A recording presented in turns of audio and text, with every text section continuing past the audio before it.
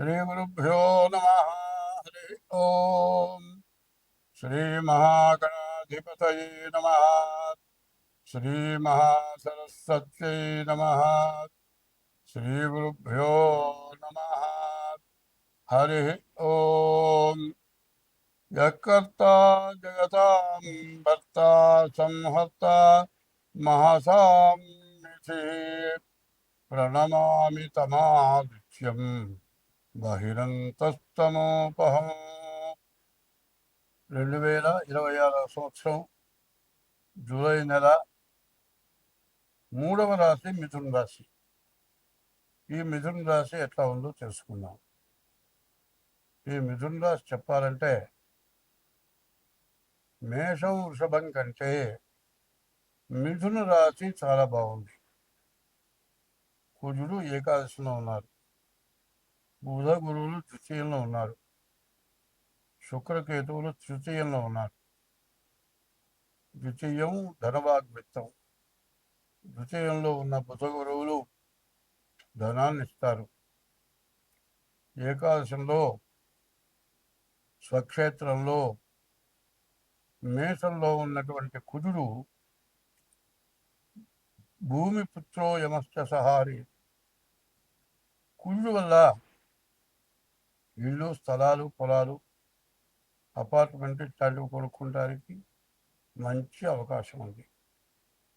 కుజుడు వల్ల వ్యాపారం చాలా బాగుంటుంది, చదువు బాగా సాగుతుంది, చదువులో మంచి నాణ్యత గల చదువు చదువుతారు, మంచి ర్యాంకు సంపాదిస్తారు, విదేశాలకు వెళ్ళటానికి కూడా మంచి అవకాశం ఉంది. శుక్రుడు బాగున్నాడు. మరి రాహుకేతువుల మధ్యలో గ్రహాల పట్ల మాత్రం కాలసర్ప దోషం. వివాహం విషయంలో మాత్రం ఈ రాశి వాళ్ళు చాలా జాగ్రత్తగా చూసి వివాహం చేసుకోవాలి. దాదాపుగా చెప్పాలంటే 8 గ్రహాల్లో 5 గ్రహాలు బాగున్నాయి, చాలా రకాలుగా బాగుంది. కాబట్టి ఈ రాశి వాళ్ళు బాగుండని గ్రహాలు ఏమిటి చూసుకోవాలి.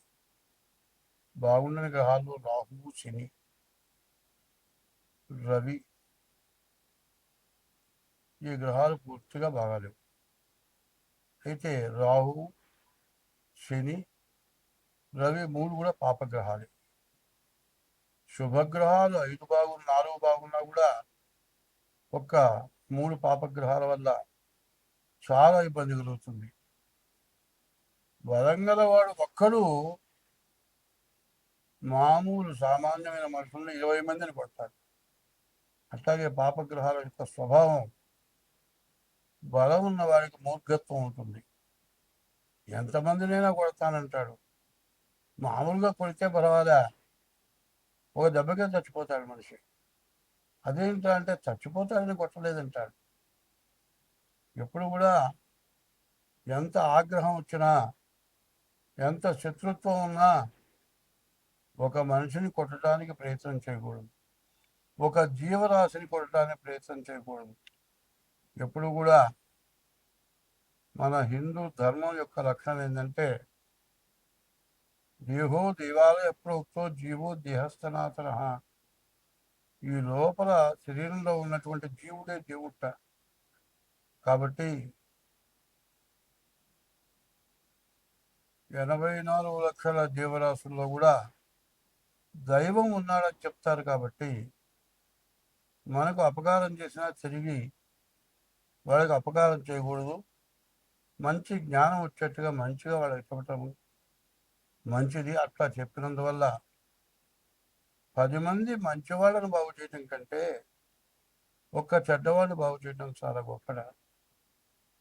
మరి అన్నం ఉన్న వాళ్ళకి 1000 మందికి అన్నం పెట్టిన దానికంటే 4 రోజుల నుంచి ఆకలి అన్నం తిన్న వాడికి అన్నం పెట్టడం గొప్పట. 1000 మందికి అన్నం పెట్టిన ఫలితం కంటే ఆకలైన వాడికి అన్నం పెట్టడం చాలా గొప్ప. అట్లాంటి ఆకలైనటువంటి వాడు చాలా దరిద్రంగా ఉంటాడు. స్నానం ఉండదు, గుడ్డలు బాగుండవు, వాడి దగ్గరికి వస్తే వాసన వస్తుంది అనుకుంటాం. కానీ భగవంతుడు నిన్ను పరీక్ష చేయడానికి అట్లాంటి వ్యక్తిని పంపిస్తాడు. చీదరించుకోకుండా ఆకలిన వాడికి అన్నం పెట్టడం మంచిది. అన్నదానానికి మించిన దానం లేదు. ఈ రాశి వాళ్ళకి రవి, శని, రాహు ఈ 3 గ్రహాలు బాగుండినప్పుడు డేట్ ఆఫ్ బర్త్ ద్వారా జాతకం చూపించుకొని మంచి పనుల వల్ల, మేలు చేయటం వల్ల మహాపాపాలు నశించిపోతాయి. కాబట్టి మహాపాపాలు ఎట్లా ఉంటాయంటే, మనకు తినటానికి అర్ధన్నమే ఉంది, తినేది కడుపు నిండదు.